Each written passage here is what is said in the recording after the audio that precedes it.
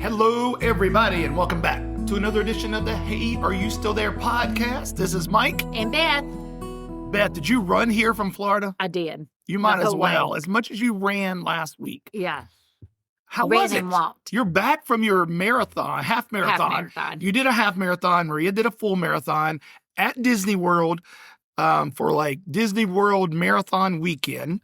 Last weekend, I had to do the podcast all by myself. No one tuned in to listen. Did they not? No, the numbers are way low. Nobody wants to hear just me. How did they know it was just you? Well, I mean, the description starts off, Mike went solo this week. Oh. I guess I need to start lying when I write the descriptions. Yes. Be like, Mike and Beth, blah, blah, blah. Or where you can do, hello, everybody. This is Mike and Beth. Like you can do fake voices and pretend to be me. And Do you think that's what you sound like? No. But I was just trying to imagine you Shouldn't trying you to have pretend to be changed me. my voice? Well, yes. This is Mike and Beth. Yeah. Yes. Yeah. So that, anyway. I don't know. I'm tired. Well, you still hadn't recovered from your run?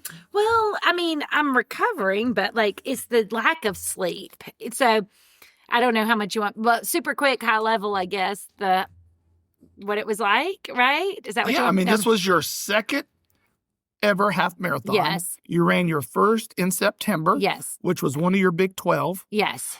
Was this on a Big 12 for this year? Well, this is something you register for these races a year in advance. So I had actually registered for this one, I guess, to try to cover the Big 12 before the California one became available. So, like, if I wanted to run this race in 2027, I think the registration opens up in February. So you are committing well in advance to the race. Well, you got to have time to train. Yeah. I mean, you've been training since last February. Yeah, exactly. But have you not? Anyway, so what happens is you have to show up.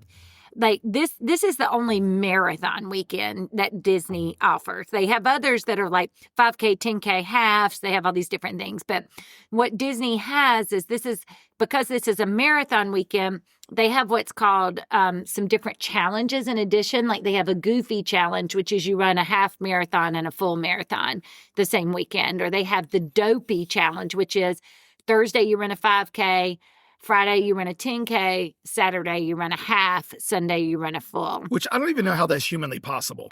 But our friend Chuck and his daughter ran that this past weekend. Yes, they did it. Yeah. I don't know if he's still alive. And they had like... He's an old man. Okay. He's over 60 now. He should not be running He's that gonna race. die for you.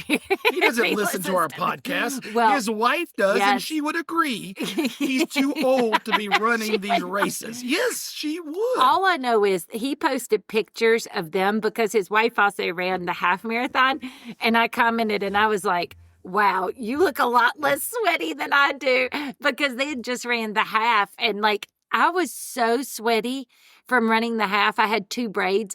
And when I went after the half marathon to get ready to shower, I could squeeze water from my braids, like sweat. Like it was like I had been in a pool. It was just so humid. Well, Chuck doesn't have braids. Yeah, so he doesn't have to. That helps him. Helps. He doesn't have that dragging him down, the extra weight and stuff. Yeah, but so and he had. I think he was in a higher corral because I think I read. I don't know if it was the whole weekend. Okay. Is that what he was in? Anyway, I don't know if it was corrals. This gets me. I don't know if it was 12,000 plus people in my race or 12,000. I don't know, but like there's just thousands of people, so they have to put you in corrals, and so.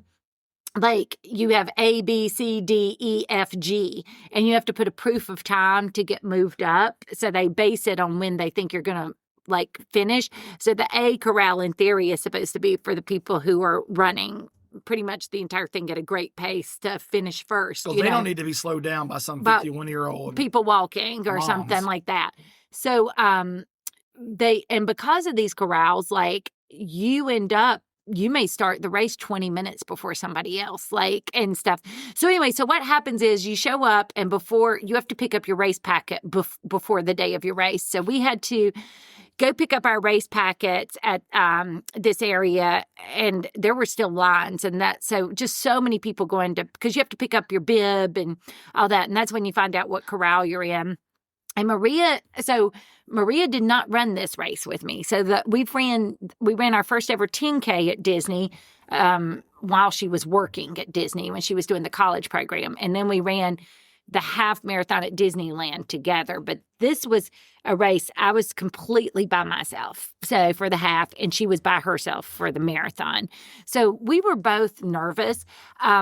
But we picked up our race packet. We were both in D corral, both of us, for our races. And a lot of people, the reason this matters is at Disney, they have what they call the balloon ladies who will come and sweep you. So if you get behind and fall behind the balloon ladies, you're kicked out of the race. And that's because they have to open parks and stuff. And at some point there has to be an end to the race. But that's why people, even if they're not as fast, they want to be in a closer up corral, particularly if you are slow, because you have more of a buffer between you and the balloon ladies.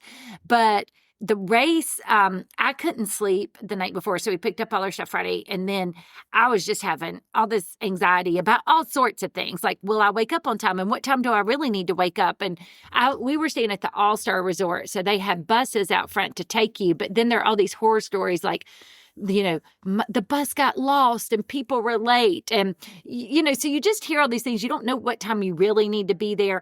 I had read that for Corral D, even though the race starts at 5, my start time probably wouldn't be till 5:20.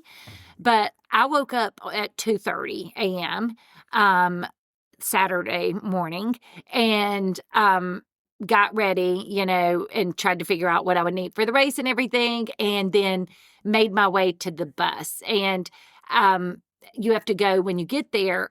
I think I had already walked like a mile by the time, from walking in my resort to the bus. And then you have to go through security, and there's lines at all the bathrooms and all this stuff. So you walk a good bit, and then you get in your corral and they release people in waves. They're like, okay, here's Corral A, and then we're going to release Corral B, and then Corral C.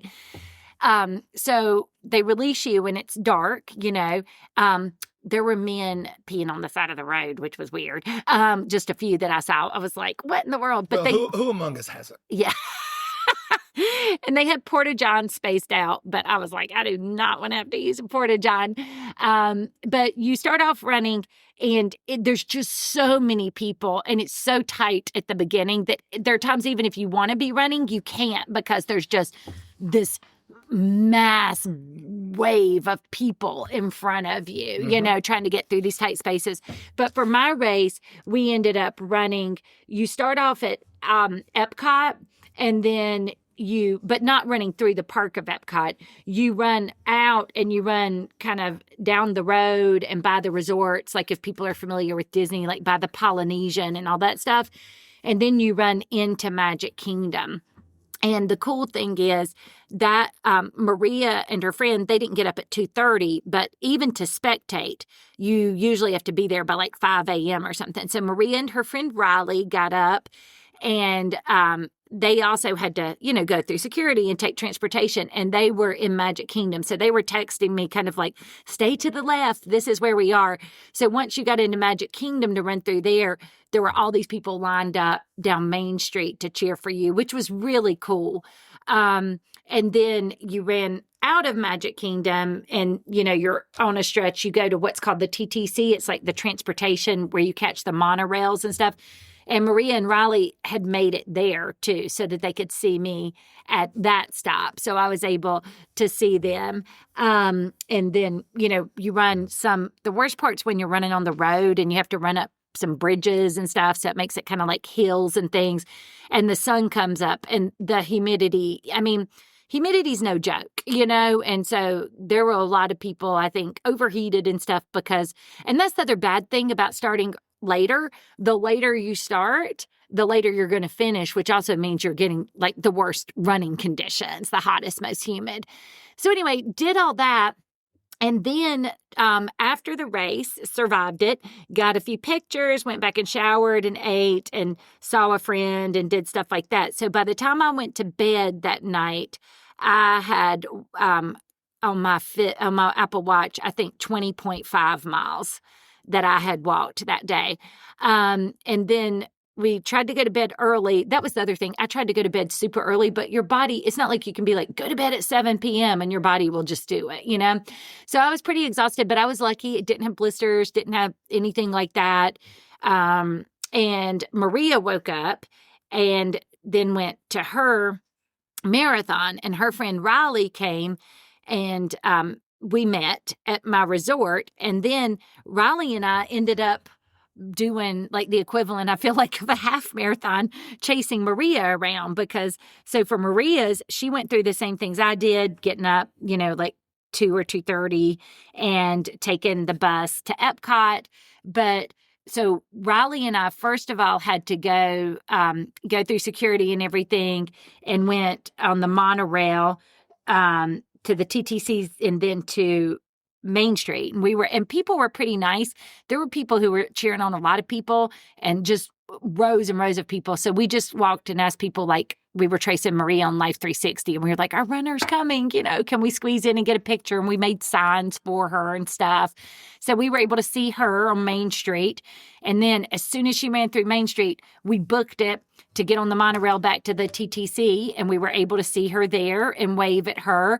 And then we went and got in line for a bus to Animal Kingdom. So Maria ran from Epcot to Magic Kingdom, then ran to Animal Kingdom. And so we got to Animal Kingdom, and we were able to see her and trade out her battery and stuff for her phone and all that, so she could listen to music.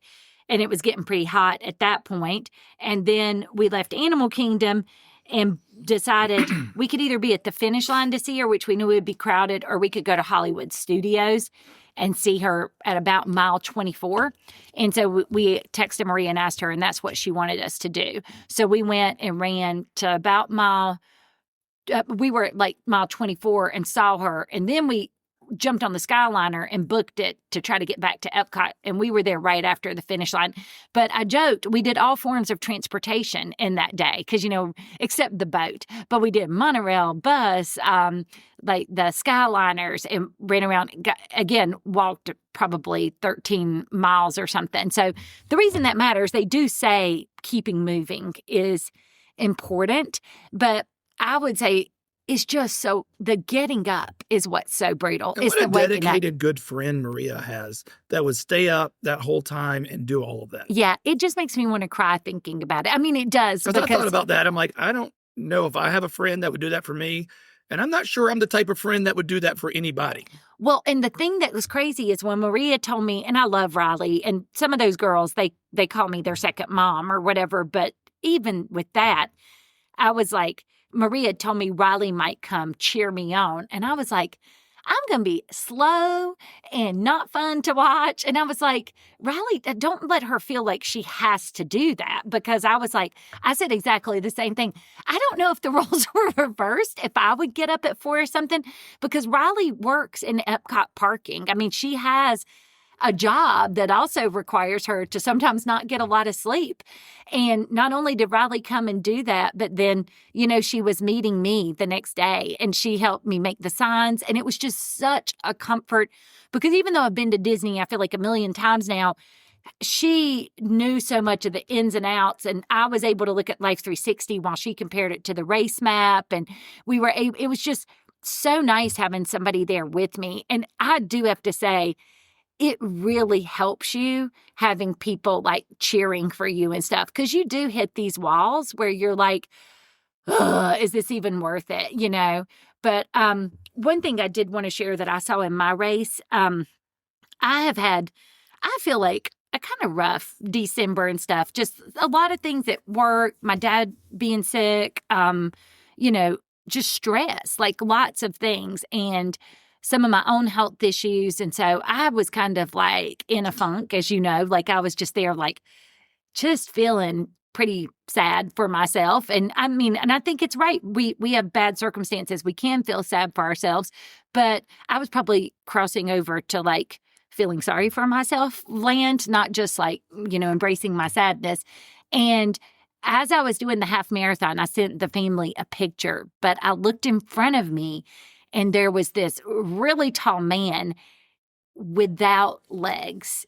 And now they also have people doing the wheelchair race and stuff, but he has those prosthetics that are like the metal pieces that are kind of curved at the end for both of his legs. Yeah, like the Blade Runner. Yeah. Like that dude from South Africa that won the Olympics. Yes. Yeah. So I look up and he's like walking in front of me and I get a picture of it and I was like, oh my gosh. And so I sent that to all of you guys and I was like, you want to talk about inspiring? So then I was like jogging and I get up beside him and I hear some guy that's like stopped or talking to him. And I think that guy had asked him, like, why do you do this? Like, why are you out here? And so I just interrupted really quick. And I just turned around to the guy and just said, hey, I want you to know you're awesome. And I was like, you're like, see, it's going to make me cry. But I was like, you're an inspiration. Like, I sent a picture of you to my family, because I'm like, how many times do we say, like, we can't do so? And I mean, there are things we legitimately can't do. But how many times are there things that, like, we can do, but we don't because we say we can't, And he like fist bumped me and said thank you and all that stuff. And as I was starting to jog off, I heard him say to that guy, like, that's why I do this, like to get out there and to show people, like, you don't have to have these things holding you back. And it just made me think about, I know. So do I have permission? Oh gosh, here we go. To what? Every time you text or call me about some type of my back hurts, my head hurts, I feel dizzy, I can send you that picture. No, you don't have permission to do that. Why? Well, you sent it to me. But I mean, I say all this to say it was like, I don't know. It just makes you think about how much of what holds us back in life is like truly something that holds us back, and how much of it is like mental. Like we tell ourselves we can't do certain things. Mental. Yeah. I mean, and I think that's the other thing with the marathon. We had this constant text stream to Maria. Like we were sending her stuff like, hey, I heard Hayden Christensen's at the finish line greeting people, or, you've got it. And they were doing the same thing for me. It's just something about having people. You were texting me like, hey, you're on pace to beat your last time, which then I didn't know it, but I sprinted at the end for the finish line because I was like, well, I've got to beat my other time. It's so much of it is mental. And again, not discounting, yes, people do have physical things that mean they can't do certain things, but I think we also have a lot of things that we tell ourselves we can't do, and we can. And I think that was the thing for me. I was even like, why am I doing this? And I know a lot of people run half marathons and a lot of people run, and I've ran probably, I think I started running when I was 30. I've pretty consistently been a quote runner since then, but I never ran races and I never ran long distances. And it's just like you said, I think for me, it's like at 50 years old, I did my first half marathon. So I think it's kind of proven to myself and to my kids or to anybody else, like, you can do new things and hard things, even if you have not done them previously. So, but I do like that about, there's a lot to criticize sometimes about Disney or about the crowds or about the Disney runs, but there were a lot of disabled runners and they had signs that would say they were disabled, and they had sometimes, like this guy had a woman there with him to kind of, help navigate anything he needed. And so that's one thing I really love is the way Disney is so inclusive and embracing of people that have different limitations, like that they provide a way for those people to go and do something that maybe they couldn't do in any other race. And I think that is a really, really beautiful thing. So, yeah. Wow. Good for you. I'm proud of you. Thank you. I'm proud of Maria. Like I honestly didn't know if Maria would finish. She did not get to train as much as she wanted to, and I was very concerned. Well, you talked about your time.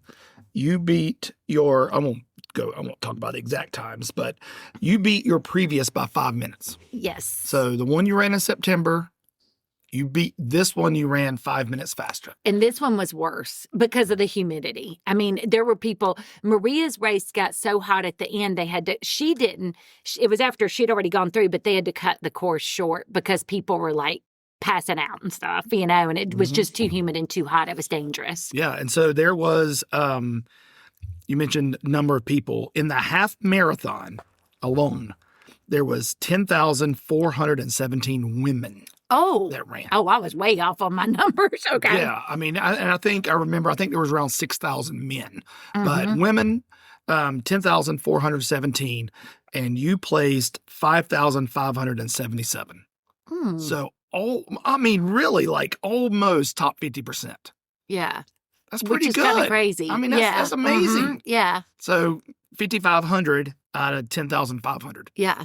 So good job, Beth. Now, we probably have our friends Chuck and his daughter Tori. They're probably like number 4 and 5 of that many people or something. But, Chuck yeah. probably won his age group. He probably did. Yeah. I mean, I wouldn't be surprised. Yeah. Yeah, he's a runner. He Yeah. trains. Mhm. And Maria, there was out of the women who ran the marathon, full marathon, there was 8,020 Mhm. women that ran the full marathon. Wow. And Maria placed 5,348. Mm. So, I mean, to me, that's really good for her first ever marathon. And she beat almost 3,000 other women. Well, I have to interject one other thing about Maria. So another thing with these marathons, it's kind of interesting too, because there are people who run for time, and then there are people who run for the experience, because a lot of people would try to ride Everest in the middle of the marathon. And Maria was so excited because there's one stretch of road.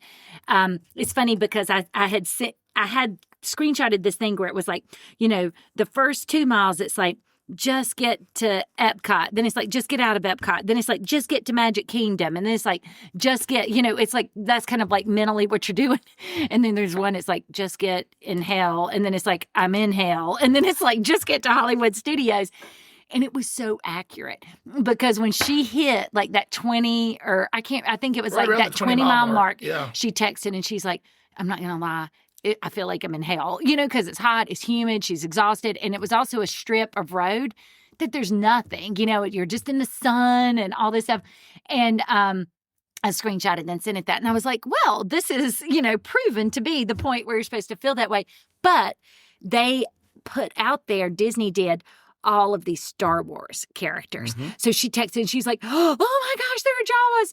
The reason I say this is the lines move super fast, but Maria stopped to meet a ton of characters. She met Doc McStuffins.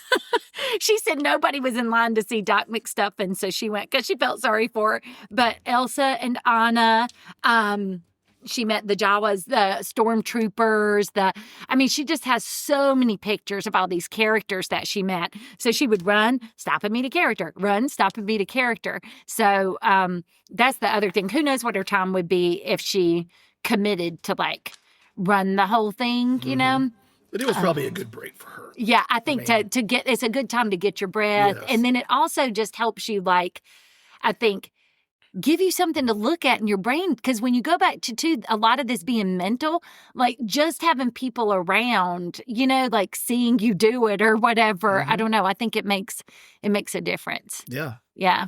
Well, I'm proud of both you guys. It's more than I could do. I did a 5K last year and almost killed me.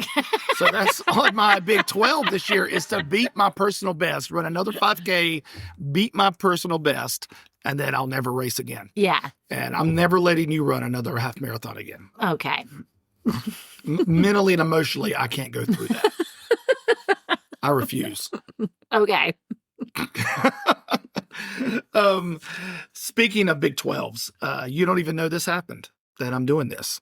Mm. I'm going to start knocking off another one of my Big 12s Monday night. Ooh, is this an improv or stand-up comedy? Stand-up. That's what, yes. Yeah. So they've been doing the place last year that I took, the Idiot Box in Greensboro. I took improv classes. And then they offer stand-up classes. And they've always been on Sundays, which is kind of hard for me. Yeah. Being that I work on Sundays. But Sunday afternoons, I'm just drained. You're tired. Yeah. It's not a good time. And there's a rarely that there's not, and it goes for 5 weeks. So there's not going to be 5 consecutive Sundays that I don't have something going on in the afternoon or evening. Right. But for whatever reason, first one of this year starts this coming Monday. This will be Monday nights from 6 to 8. So I will start this coming Monday doing... How many times is this? 5. Okay. 5 Mondays. I'm going in and doing... so it starts this Monday, goes all the way through February, and then sometime in March, they do a stand-up show with everybody who was in the class. Ooh, that'll be So, exciting. If I choose to do that. I may go through this and be like, find out I'm not as funny as I think I am. So. Well, Maria thinks you're funny. We've talked about that before because you can be like, oh, look, there's a bird. And Maria will be like, ha, ha, ha, ha. She'll laugh at you like it's the funniest thing she's ever heard. Yeah. So you may have, to your point, you can be funny, but you may have an inflated sense of your funniness based on Maria's Well, and I thought about inviting, you. if I end up doing the showcase with the students, I'm going to invite certain people that I know will just, if nothing else, laugh out of generosity and support. And Maria would be one of them because she's got that loud, enthusiastic laugh. And laughter is contagious. And so if they start laughing, other people start laughing. So, So Monday night, I'll kick off my stand-up career. Ah, nice. I love it. Yeah. Making progress towards those goals. Yeah. Speaking of, I made a little progress. One of my big things was like, this was actually from before, but I had always wanted to try to learn to play a video game, and I'm terrible at them because I didn't grow up with any type of video game console or anything like that. So at 51 years old, I mean, we had a Wii, and sometimes I'd play like that, or we would always laugh. We'd play Peggle or whatever, where you just pass around. It doesn't when the involve, kids were younger. Yeah, it doesn't involve a lot of hand-eye coordination and multiple buttons. But Jacob loves Red Dead Redemption 2 to the point that he's played it all the way through. He's done all the side stuff. Maria got Jacob and Josh one year, I think for Christmas, a meet and greet with Arthur Morgan. Is the that guy his who name? does the voice of so it's a very cool story. And so I had asked Jacob before he went back to college if he would set up what am I playing on the PlayStation? The PlayStation, and give me like a tutorial. Now, I don't even know how to turn it on right now. The PlayStation. So to play again, I'm going to need somebody sitting there with me for a few minutes. But he said that I did better than he thought I would at like doing some of the maneuvering and stuff. And so he was extremely patient. I told him afterwards, like I said, I really appreciate how patient you were with Mom. Yeah. And he was like, yeah, that was rough. Is that what he said?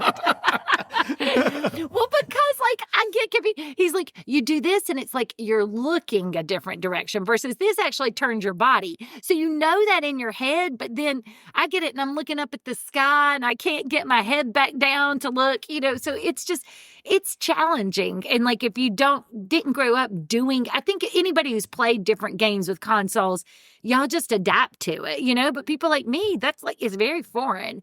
And so anyway, that was just a cool thing that I tried and liked it. I think I would like it a lot more if I can eventually remember all the buttons to press to do the different things, like to get on the horse or to like search for food and stuff. But and speaking of video games, I read a fascinating article a month or two ago about how video games like I grew up with in the 80s and 90s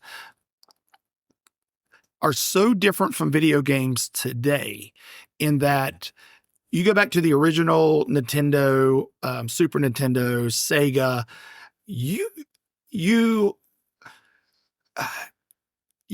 lives were finite, right? And if you lost, you lost. You had so many lives, and then it was over. Yeah.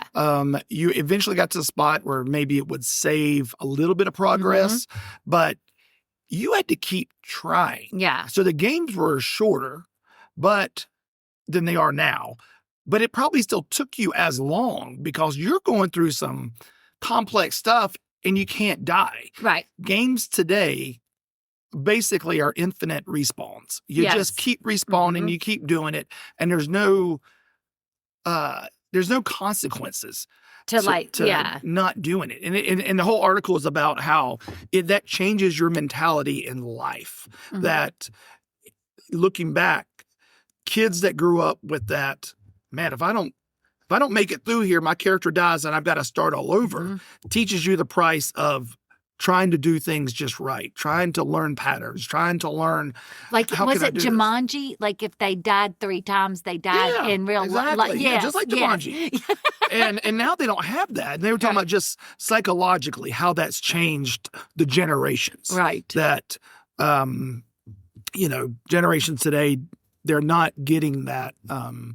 They're not learning that grit. They're not learning that determination. They're not learning to that have to accomplishment. literally to have go to back keep, to the beginning and start over that and it's work just, your way up. You're just playing through a game. And even back in our days, you couldn't choose your level of difficulty. Right. It was the same difficulty for everybody. Right. Now there's like 3 or 4 different levels of difficulty. You can have it on novice. Of course, you can have it on expert or whatever, but most people are going to choose the easier one, and they just want to finish the game, and then it's over, and then they move on. But in our day, it was tough. Like, I remember beating Super Mario Brothers for the very first time, and just how you defeat Bowser, and it's just you felt like you accomplished something because you went through all the worlds, and you fought all these bosses, and you did all this stuff, and you slid down all these flagpoles. And now you also didn't have the internet to just like tell you the tricks. Yeah. I think that's another thing that is so different now. I mean, I do think I saw something about they used to have a phone line, and there was a guy you could call that would help you through. They had 1-900 numbers you could call. They even put out books eventually showing you all the different levels and how to beat it or whatever. But even that kind of, none of my friends ever did that because we didn't have the money to buy a magazine to tell us how to beat something. Right. We just grinded it out. You just do it till you do it.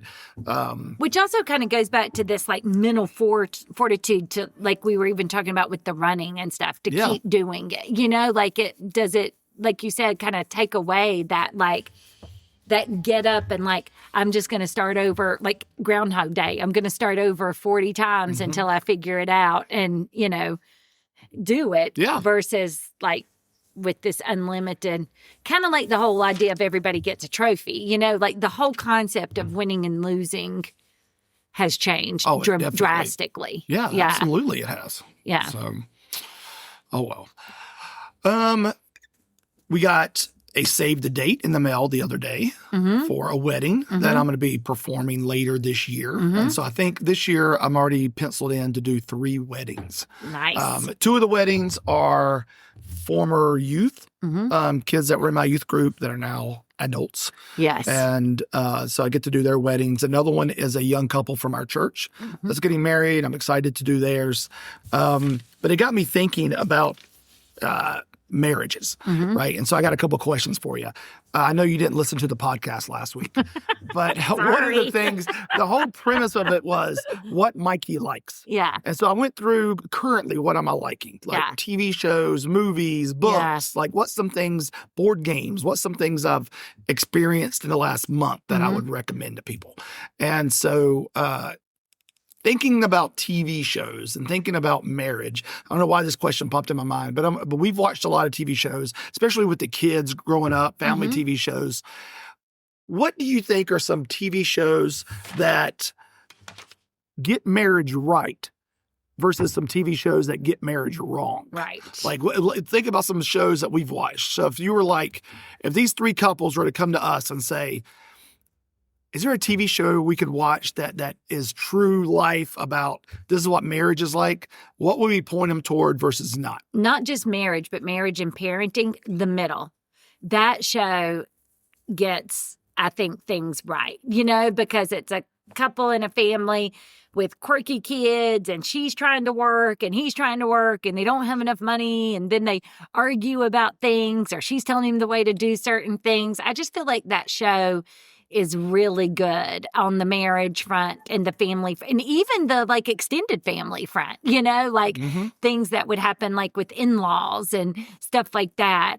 I just always loved that show, and it was so comforting because bad stuff still happened or they did dumb things. It wasn't like it's like, oh, everything's always perfect or our kids make the perfect decisions or we never fight. It was just they had the messiness of it. But it's funny. It's a comedy, So I think they did a really good job of that. I was trying to think about... Yeah, whoever wrote that show, created it, obviously had truly been married with kids. You know, Yes. I think that was the first show that comes to mind that I'm like, this may be the most perfect marriage I've ever seen on television. Yes. Just not because their marriage was perfect. Right. It was portrayed perfectly. Yes. I was trying to think back. It's been a while since we've watched the Goldbergs. I was just trying to think of shows that had marriages Goldbergs and are kids. good. It's good because, you know, I always identified that was when the kids started calling me Smother. Because I a mother that smothers like Beverly Goldberg and would have my schmoopies and stuff. But I mean, I don't feel like it was quite as good as The Middle. I don't know why. It just felt a little less authentic or what have you. But I feel like they did a good job because, you know, they would portray like, I think also it was more, The Middle was more kind of like a family growing up right at the same time we are. The Goldbergs is more a little stereotypical, I hate to say this for the poor men, but like, you know, our dad's age where the men would come plop down in the recliner and watch TV. You know, it was more. Well, and it was set in the 80s. Yes, exactly. Kind of thing. So it didn't quite hit the same because, you know, the time period was different. I think they did well getting that, but it wasn't maybe a marriage today, which is what we're seeing on that.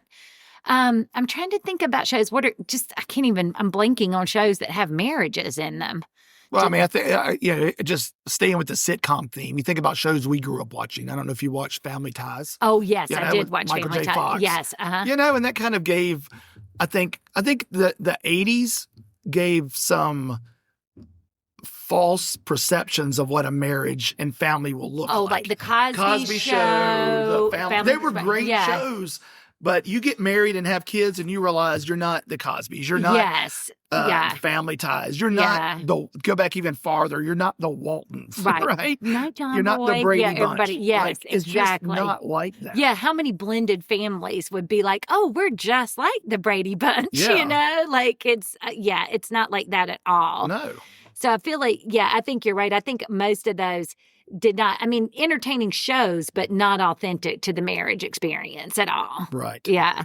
Yeah. Anyway, I was just thinking about that. I was, thinking about TV shows last week and then thinking about marriage this week. And, you know, what are some good shows that, you know, are like, man, this nails it. I mean, this is absolutely it. The 80s kind of did what Disney does with shows. And the reason I think about that is something came on, you know, you're at Disney, staying at a resort, and they all have these Disney shows. And one of those, like High School Musical or something, came on. And I was like, oh, yeah, that's just what my high school was like, where the cheerleaders are dancing and then the male basketball players are dancing and singing. You know, it's just so ridiculous and over the top.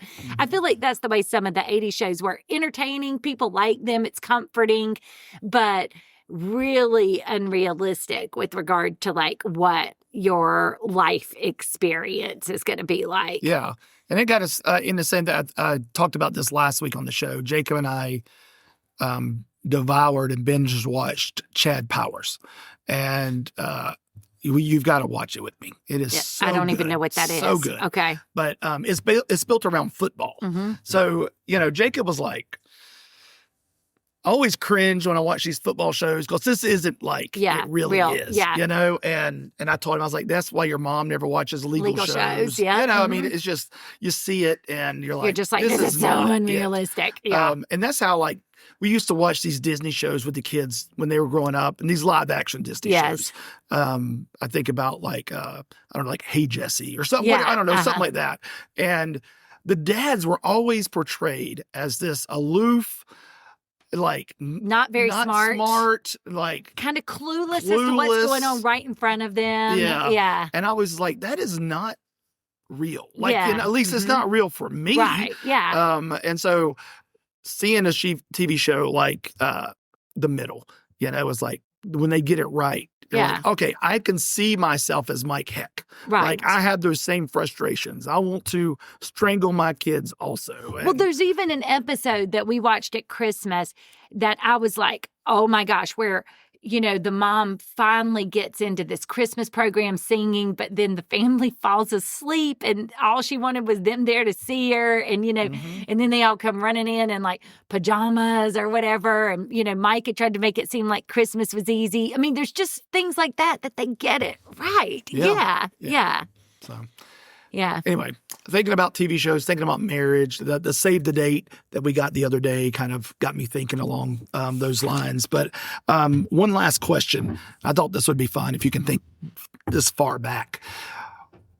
What is some advice that we were given that we would also give to couples nowadays? Or let me back up. What's some advice we would give a soon-to-be married couple now that we would not have listened to 28 years ago? Oh, yeah. You know, like what's something that it was probably said to us and we just, oh no, we're smarter than that. We'll be all right. So like what's some advice that you would give one of the three couples getting married this year that you would not have listened to yourself 28 years ago?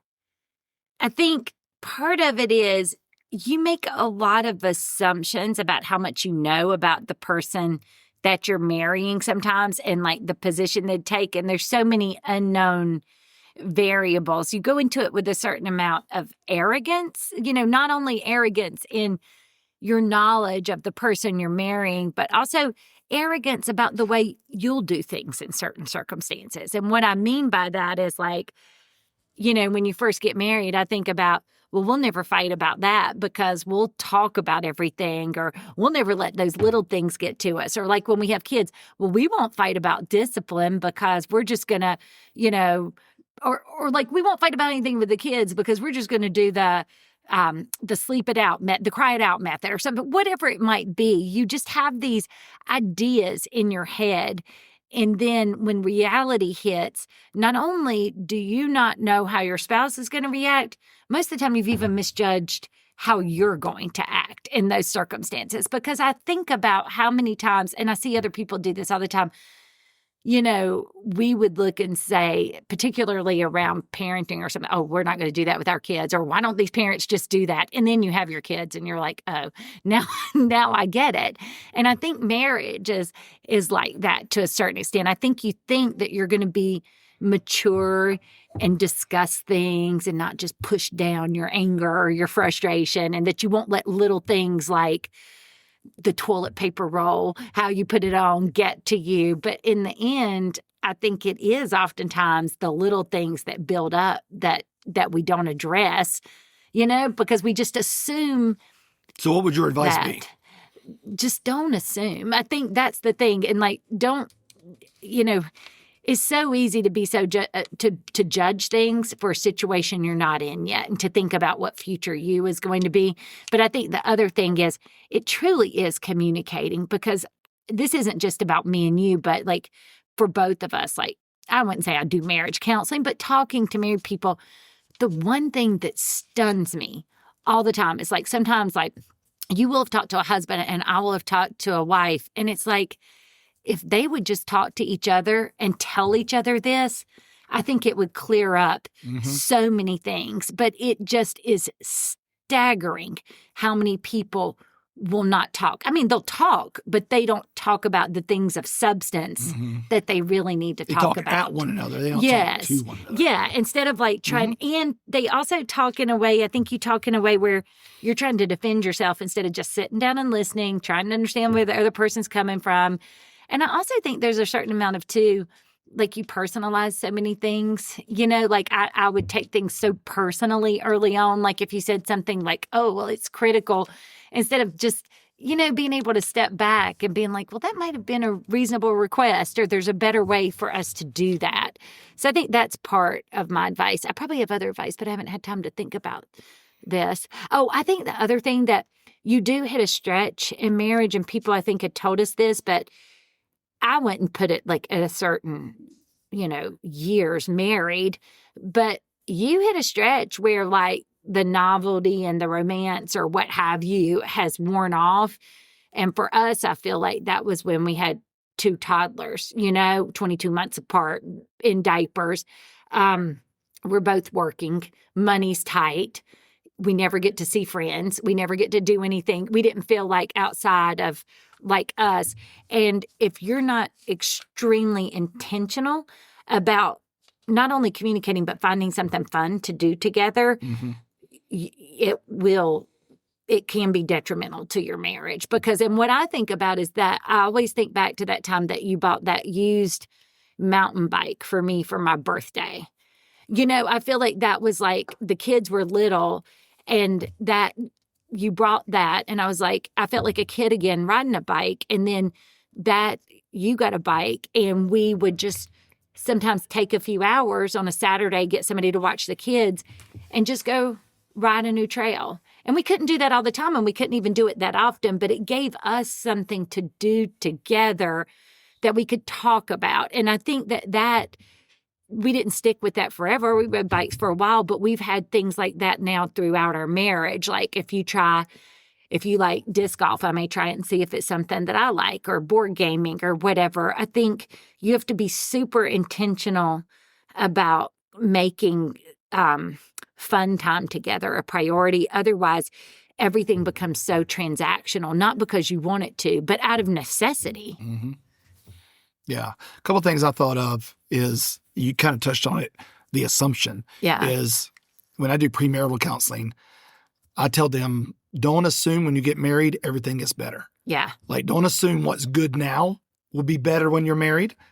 It sometimes isn't. Yeah, don't assume they're going to change. And don't assume that what's bad now will all of a sudden be better because you're married. Right. You know, there's the old saying, men get married hoping the girl will never change, and the women get married hoping the guy will change. Yeah. You know, and it don't work out that way. Right. And so I always talk to them about assumptions. And I think if someone had told us that, I don't know if we would have listened. Like, I think you're like, well, we'll be different than that. Yeah. You know, because we'll talk about it. We'll communicate. Like one of the problems now is we're not together 24/7, and that's why we miscommunicate. Yeah, exactly. You know, whatever. And you know, that's not true at all. And you know, and thinking through what some of the other advice, I know that we had people before we had kids tell us, protect this time you have before kids, because once you have kids, your life is never the same.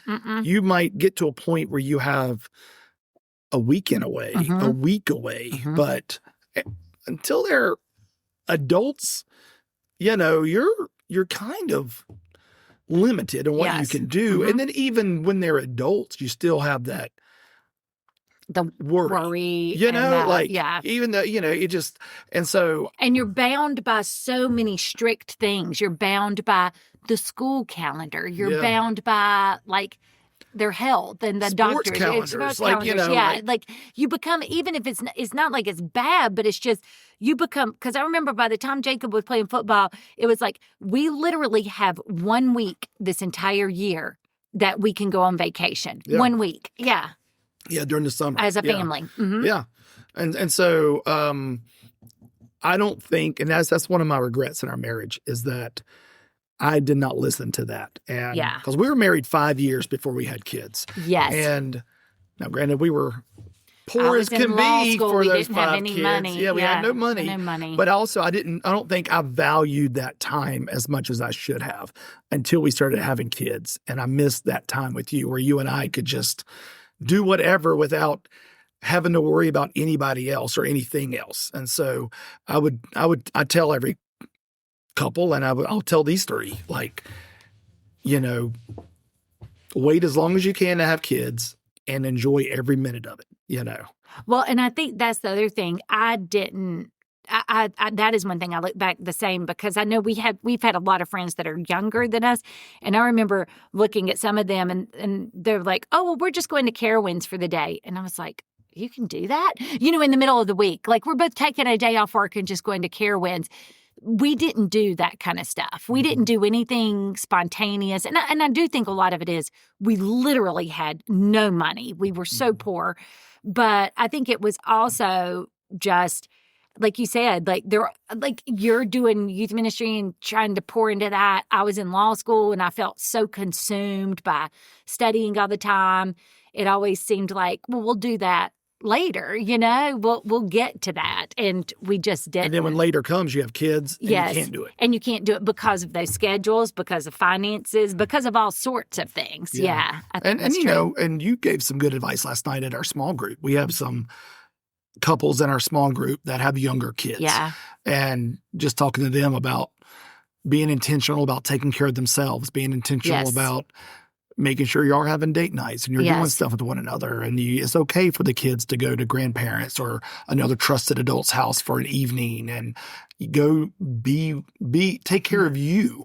And because those are things before you have kids, you just assume You almost assume you will. It's kind of like the young You're guy like, that's duh. invincible. Yeah. You know, like nothing, I'll never die. Yeah, You know, and nothing will ever hurt me. And of course, I'm going to take care of myself. You know, why wouldn't I? You just think you will.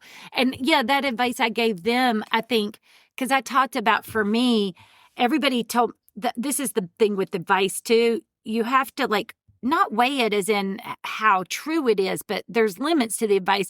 And what I mean by that, people will tell you the days are long, but the years are short. I took that to the extreme in my mind. Like, I felt like I have to treasure every second that I'm with these children because they are going to grow up so fast and I won't be here. And as a working mom, and this is before anybody worked at home, I worked outside the home and I felt a tremendous amount of guilt and pressure. And what I mean by that, it was like, okay, I am on and I am work Beth, lawyer Beth, when I'm at work. The minute my foot hits the door, I feel like I have to transition to fun mom that's super engaged and treasuring every moment.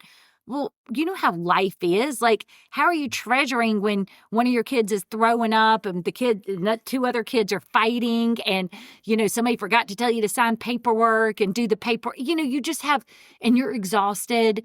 Like, it's hard. And so I would guilt myself. I would feel like because I work, I would also feel like if anybody at church or a friend asked me to do something like on a Saturday, like we're having a half-day women's retreat, January 24th at the church, I would have probably talked myself out of that because I would have been like, I can't give up one of my precious Saturdays with my children. And I remember feeling a tremendous amount of guilt going on mission trips and having my kids stay with my parents or your parents.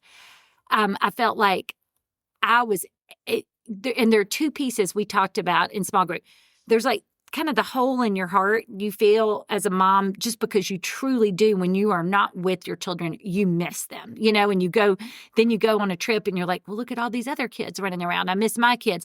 But then there's also the guilt and feeling like your kids are going to look back and like resent you. And, you know, in fact, like when I went on that mission trip to Uganda, I remember a lot of people were like, I couldn't leave my kids for 2 weeks or something. Like, you know, and I mean, it was hard. It was so hard. I missed them so much. But then, like, I remember Maria, we found it, had made like a welcome home sign and talked about it. Like, she was proud of it, I think, that I went, you know, and I hear the kids like now when they're together laugh and talk about like, remember that show? We would always watch this on the tape at grandma's, or we always watched all the Disney movies at mama's. Like, they got that treasured time with grandparents or other trusted adults that weren't us, that were able to pour into them. And I think that was the thing I didn't appreciate then, because as your kids get older, you learn, I mean, they're going to listen to you some, but probably going to listen a lot more to other people. And I'm really glad that, you know, my kids had some other people pouring into them in that way. But that was kind of the advice I was giving those ladies. And of course, I don't mean like just go off and never be with your family, but like, you know, you do need to make time every once in a while. Like a half of a Saturday once every quarter of the year or something is not going to damage your children or your marriage or anything, you know, taking that little bit of time to yourself. And it's probably going to make you better because you can actually step back and reflect. And I think going back to the original marriage idea too, you know, I talked about being intentional with the new husband and wife, spending time together, but it's also healthy for them to spend time apart. Where she can be with her friends, he can be with his friends, and then they can come back together and not feel jealous or like ignored or whatever. So there is that fine line, but for the most part, you've got to be intentional about enjoying the time you have together as husband and wife before kids come along. And then before kids and after kids, being intentional to make sure you're getting your time. Yeah. You know? Because it's not, because of course no one wants to have the stereotypical, you think about back in the day, the man that was married to the golf course and always out, it's not that. But I mean, it's good that and I think it's good for your kids to see you model having outside interest and friends, Mm-hmm. but it's good for you to be able to go because there are things that I can talk to my girlfriends about that you're just not going to get and that you can talk to your guys about because we are wired differently. And so just having people outside of the family unit, that aren't because even too, when you have problems, we're also intertwined in the problem that's happening in the family. Sometimes just getting somebody that's a little bit outside of it to give perspective is so helpful, but you've got to invest that time in yourself. And I think that's the other thing. I've started to try to look at these things as an investment in my marriage, an investment in my kids, an investment in my health. And I think if you look at that, then it doesn't feel selfish or whatever. You're I'm investing in something to improve. Investments are good. Yeah. Yeah. Well, all right. Well, that was it for today. That's what I had. Just kind of, a couple of things that popped up this week that kind of got the wheels turning. But the big thing this week was just kind of hearing your story about the marathon. And yes, so I think everyone was happy to know you survived and Maria survived. And yes. You gave a great account of all that went on there. And two things I will say. So I do have this January Women's Retreat on January 24th. If anybody wants to come, it's going to be amazing. And I'm super excited about that. And then I heard that somebody has a second book that you can even pre-order.